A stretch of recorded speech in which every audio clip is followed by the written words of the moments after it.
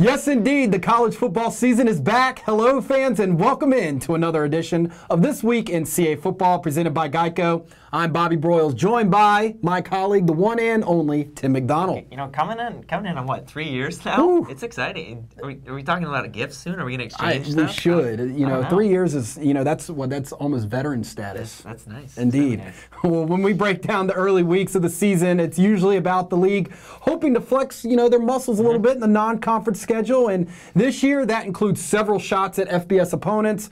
We know the history of FBS upsets in CA football, and this weekend consists of 9 CA football teams facing off with FBS opponents. Yeah, the plate is full right early and often. Yes, it is. You talk about an opportunity for CA football teams. Last year, there was not an FBS win, unfortunately, 0-11 versus FBS teams. But, what a great opportunity, because most of these days, it's 2015. You got Twitter, you got Instagram. Yep. If there's a top play, if there's an upset, it's going to be trending and things are going to happen. Of course, we got a lot of coverage. We'll get into that. But again, playing versus the big boys, every team in CA football this year is playing an FBS foe, which is great. Albany's going to play its first FBS foe. Everyone else up and down the board, there's no more Division II, there's no more Division III. Just strap it up and see how you line up against another team. Yep. It's really exciting, and again, we always talk about you need a couple of breaks. We saw that last year. You need a couple of things to go right. Sometimes it's a call, sometimes it's the kicking game, sometimes it's a couple of fumbles. Every year, there's chances for CA football teams to get the upset and to make headlines. Nonetheless, this year, there's some other opportunities that we'll break into right now, but there's some great shots to get some FBS wins this year. I think it's going to happen. Well, let's jump right in, right? Yeah, let's get it. All the time. It all starts with 4 games on Thursday night, all against FBS opponents, beginning with Stony Brook traveling to Toledo out of the MAC at 7 on ESPN3. Not going to lie, this is a really tough matchup. Toledo's a team who's played a heck of a lot of FCS teams in the past, especially good FCS teams. You look at beat New Hampshire pretty well last year. They beat Eastern Washington a couple years back. They beat Coastal Carolina, so I don't think Toledo is going to come thinking that it's just another FCS team. But again, Stony Brook has played well in the past. I was actually at the first win against an FBS team, and the only one that Stony Brook ever had. That was 3 years ago versus Army. Last year, we know Stony Brook came up short against Yukon. We know that Stony Brook, even the year before, went to 5 overtimes against Buffalo, so I don't think Stony Brook's going to be intimidated. Defensively, I think they actually will stack up pretty well. It's going to be a question of offense. Bednarski, the quarterback, this is going to be his second year really as the true starter. I'm really excited to see if they can move the ball against Toledo. It should be an interesting game. I think physically they're there. Also at 7 on ESPN3, Elon makes a short trip to Winston-Salem to take on Wake Forest out of the ACC. A little bit of CA football drama in this one. You see Dave Clawson, the head coach at Wake Forest now, who of course coached at Richmond back a couple years. This is a tough game for Elon. It's in-state, so it's not too far. There should be some fans at this game. Again, Wake Forest is a team right now already knows how tough the ACC is. Wake Forest has been a little bit of a bottom feeder at the ACC. Only won 3 games last year, and one of those was versus an FBS team. Really, for Elon, I think you can't really expect, okay, we're going to go in and put up a lot of points and get the upset. I think for Elon, it's going to be a slow, gradual progression. Really want to see who's going to be the quarterback. We think it could be Connor Christensen. We think it could be Daniel Thompson. Both guys do not have any college experience, so it's going to be interesting. But Elon, I think it's a slow progression. It's good to have these interstate games versus FBS foes, and I'm just interested to see if how Elon competes right from the start. Indeed, it'll be a very short trip for the Phoenix this year, just across town. At 7:30, John Robertson and Villanova travel north to take on Yukon on ESPN3 and SNY. Tim, we remember how close Villanova was last year to pulling off that upset at Syracuse. Everyone's watching, seeing what's going to happen. It came down to the wire last year, and unfortunately, Villanova left with a little bit of a sour taste. We talked about that in the preview this week, looking at Villanova. Can Robertson handle all the pressure this year? We know what he's capable of, and we know the numbers he can put up, but I think a lot of it's going to be asked to put on him to move the chains on offense. Sometimes we're going to see probably him take off early in this game. We're probably going to see him get his yards and get the offense going. Yukon only won 2 games last year. We've talked about it before, including that 3-point win over Stony Brook. Yep. There's a lot of pressure on Yukon in this game to deliver at home in the season opener.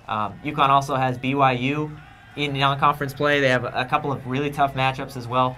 I expect Yukon to have a lot of pressure on them, and I expect Villanova to put some points on the board, especially early. I know the CA football with a little bit of success against Yukon as of late. Stony Brook. And on Thursday nights, right? And on Thursday nights, Towson 2 years ago on Thursday night, with the victory up at Yukon. In the nightcap on Thursday, defending CA football champs New Hampshire plays at San Jose State out of the Mountain West Conference at 10 Eastern. Yes, Tim, I said 10 o'clock Yeah, I know. Eastern. I know you made fun of me because you think I'm going to be in bed for this one. No, you're not. We'll be watching. We'll be watching this one. Yeah, this is going to be a fun game for CA football fans because you get to watch those early Thursday night games and see what happens, and you never know what can happen. Then, of course, it's only 10. Okay, well, the New Hampshire game's about to kick off. Yeah, exactly. Right.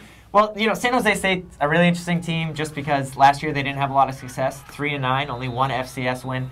And New Hampshire, we know a couple of years back, New Hampshire had that streak of 5 straight wins over FBS foes, but they haven't won an FBS game since 2009. That was against Ball State. It's great to have Sean Goldrich back as your quarterback and your leader. It's great to have that to go into an FBS game and know that at least you can have a guy handle the pressure early. I'm really interested to see, we've talked and we hyped up UNH's defense. I'm really interested to see if they can stay in this game for 4 quarters. We've seen, you remember that Central Michigan game from 2 years ago. New Hampshire can stay, I think it's going to be a lot like that. If they can stay with San Jose State in the early going and then later in the second half, I think they have a chance. So that's going to be the question. Absolutely. So you're saying Friday morning might be a little rough for you coming into work. Maybe same here. 2 more games are scheduled for Friday night, starting with Rhode Island at Syracuse at 7 o'clock on ESPN3. A familiar game here, Tim. It is a familiar game. You remember in 2011, Rhode actually played really well at Syracuse, kind of out of nowhere. It was a 21-14 game. Again, not saying that's going to happen, but it gives you a little bit of sense of familiarity if you're Rhode. I know it's Jim Fleming's second year, and I know they're still trying to develop the offense. We really, again, don't know. There's still a lot of question marks on offense, I should say. We don't know who the quarterback's going to be. For Rhode, this is a really tough matchup. Syracuse is a good team. Syracuse struggled last year, but, again, I just think it's a little bit of a tough matchup for Rhode. I want to see what this new-look offense looks like and who's going to have the reins under center. Delaware also opens its season Friday at 7, playing host to Jacksonville. It's going to be the Joe Walker or the Blake Rankin show at quarterback for Delaware. Same deal. This is a really important game for this team and this program. It's a really important game because it's the opener. You remember 2 years ago, Jacksonville came to Delaware, was actually winning 14-0 again in Dave Brock's first game as a Delaware head coach.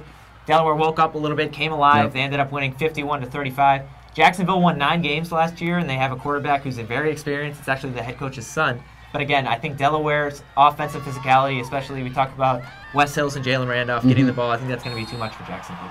Now moving on to Saturday's matchups, Richmond opens up at Maryland out of the Big Ten for a noon kick on the U, ESPNU. It's really nice exposure for Richmond right away out of the season. You get in, we know Kyle Auletta is going to be the starter. That's official right now. Reggie Diggs, Brian Brown, we know those guys are probably going to get their numbers. We even saw that against Virginia last year when Richmond played at UVA. Richmond outgained UVA in that game. So Richmond's offense, I think, is going to get the numbers going. It's a really tough matchup, though. Maryland won 7-6 last year, went to a bowl game. Maryland obviously plays in the Big Ten now, and they know how important these games are in non-conference play. That's I think, the tough part for Richmond. I'm excited to see Richmond go compete. It's not too far of a trip. I just think Richmond defensively right now has some things to figure out still. Shortly after at 1, Maine heads back to Chestnut Hill once again this season to take on Boston College. You can watch this one as well on ESPN3. It's pretty rare that you see an FCS team play an FBS foe, the same FBS foe in back-to-back years at the same place, and Maine's going to do that. Last year they lost at BC 40-10, but that was a game that was 19-10 at halftime. I think Maine was a little bit overwhelmed in that contest, and this year I'm interested to see if Maine can make some strides and make some changes. BC's a very good team. They went to a bowl game, play in the ACC, obviously competed pretty well in the ACC, a very physical team. That's the question versus Maine. Interested to see how this QB competition has worked out. Jack Cosgrove has made it sound like it's been a really good back-and-forth competition. It's either going to be Dan Collins or Drew Belcher. Either of those guys are capable of taking over the offense. I think it's a question. Maine's defense should be okay in this game. I really believe that. But the question is Maine's offense. Can they compete? At 3:30, Albany squares off with an FBS opponent for the first time in program history as the Danes stay in New York but head across the state to play Buffalo out of the MAC on ESPN3. Buffalo's, this is a manageable game for Albany in the sense that it's not like they're going to an SEC or a Pac-12 opponent. It's a MAC team. It's a possible game. You look at Albany, obviously a tough test. They've never faced an FBS program, and for the players, it's got to be really exciting, especially to be able to stay in their home state of New York. It's a long trip, but Buffalo 5-6 last year. They had 2 FCS wins. Albany's quarterback situation, we're not exactly sure, and I know I felt like I've said that about a lot of teams so far. I think it's going to be DJ Crook. He's a guy who's a Penn State transfer. Again, what an opportunity. I think if you're the Albany players, you just have to embrace this experience. You can't get overwhelmed from the start. Yep, recent history with Buffalo. Stony Brook Buffalo a couple years ago, 5 overtimes. Right? Heartbreaker there for the Seawolves. Wrapping up the Week 1 FBS contest at 6 p.m. is Towson, which heads to East Carolina to take on the Pirates on ESPN3. Things last week really changed. When you're coming into this game, we found out that ECU's starting quarterback going into the season actually tore his ACL, which is obviously extremely unfortunate. You never want something like that to happen. But in the hands of Towson, now ECU turns to 2 guys who apparently don't have a lot of experience at that position. Is that going to be the difference maker? We don't know. But Towson going into this game, it's year 2 for Connor Frazier as a starter. It's year 2 for Darius Victor to see if he can live up to what he did last year. Excited to see those strides. Rob Ambrose has talked a lot, whether it's scrimmages, whether it's media day, about how the mindset of last year's team kind of came into it thinking that things were just laid out for them, and this year's team has a different mindset. We're going to find out early and often if this game at ECU, if Towson can compete with this team, if their mindset has actually changed. Indeed. Coach Ambrose's teams in the past, when they're motivated, they're awfully tough to beat. Very tough. Also at 6, we get our first look at Vad Lee in 2015 in the high-powered JMU offense, playing host to Morehead State. You can catch this one live on CA.TV. I think this is a perfect game for JMU's offense to really figure out what it's going to look like early. Last year, it took a long time for that offense to develop. This year, we know they have 2 new offensive coordinators, or co-offensive coordinators, I should say. For Vad Lee, I think this is a good game. Morehead State is a team who traditionally has struggled out of the Pioneer. Last year they struggled a little bit, and that's not to take anything away from them, but I think JMU's athleticism in this game probably gets some chance to get some young guys to play. I think JMU ultimately at home is just too tough to beat, especially early in the season. And finally at 6, William & Mary looks to pick up a non-conference road win at Lafayette. When you think of Coach Jimmy Laycock and you think of William & Mary, especially the last 3 years, Bob, I know they lost to Lafayette 3 years ago. I think Jimmy Laycock does a great job of preparing these guys for non-conference games and really having that CAA football pride. I think the run offense is going to dictate how this offense moves. We know what Mikhail Abdul-Sabor can do. We know that they have to replace some pieces. I'm going to look at a guy in Devontae Dedman, who's a sophomore. Really a guy last year who played as a true freshman, first true freshman to play at William & Mary and start since 1991. He's a guy I think is going to be a difference maker on special teams as well. Keep an eye out for him. William & Mary's offensive line, I think, is going to dictate the scrimmage, and I think that's going to be the difference maker for this one at Lafayette. Very good, Tim. You're like mid-season form already. Hey, I'm just trying to impress you, man. 3 years, I got to bring something to the table. Exactly. CAFootball.com has links to watch the live streams and live stats from the Week 1 games. Of course, you can follow the league all season on our many social media platforms, including Facebook.com/CAFootball and Twitter @CAFootball using the hashtag CAFB. Tim, football is back. Time to get these games kicked off. It is. I'm pump the brakes a little. We still got to see how things play out. But of course, tomorrow you can check in our Everyday Saturday blog for the first edition of the 2015 CAA Football Yak podcast. I know you're excited about that. Oh, yeah. We'll make some preseason predictions. Maybe give you some interesting tidbits that we didn't talk about on the show, and we also dive deeper into the early season matchups.